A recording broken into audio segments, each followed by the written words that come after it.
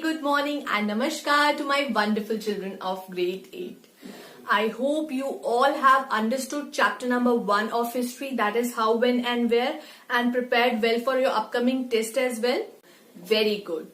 So beta, in this video we will be going to revise all the topics briefly. So let's start the video.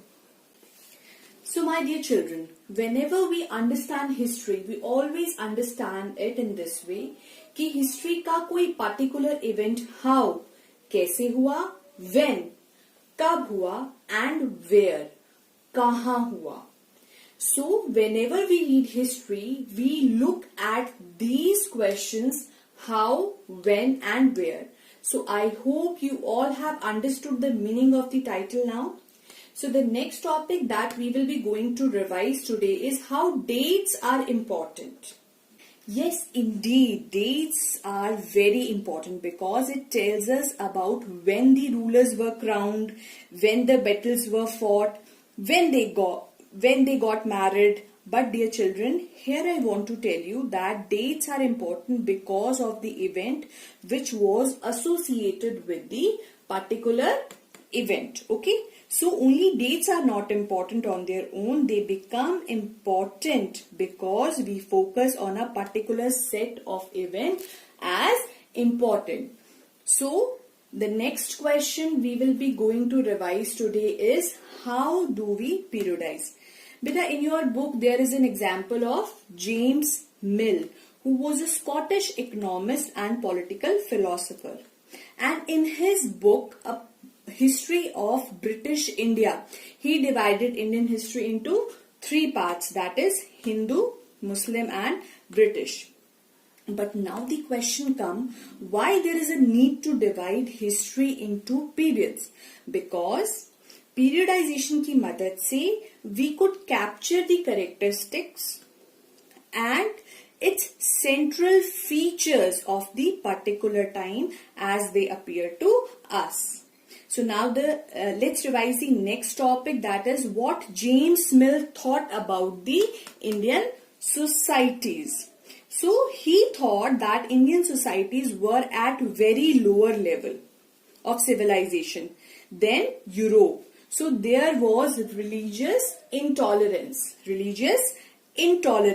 and he also suggested that the British should conquer all the territories of India to ensure enlightenment and happiness of the Indian people. Okay. Now moving from the British historians, let's revise how historians has divided history of India. They also divided it into 3 parts, and that is ancient, medieval and modern. But in this division too has its problem, as we call British period as a modern period. But in this period under British rule, there was no equality, no freedom and liberty. And nor in this period there was economic growth and progress. So historians refer this period as a colonial period. So let's understand the meaning of colonial, which means how Britishers conquer the country and how they establish their rule, and also controlled over economy, society and revenues. So when there is a control or domination by one country to other, with these kind of changes, we refer this process as colonization. Okay.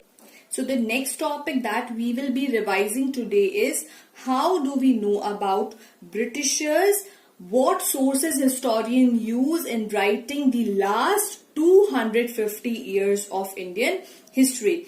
In this topic we have already learned that Britishers believed in the act of writing. Okay, and so they felt that all the important documents and letters needed to be carefully preserved. So they set up record rooms attached to the all administrative institutions. In the early 19th century, these records were carefully copied out by the calligraphist.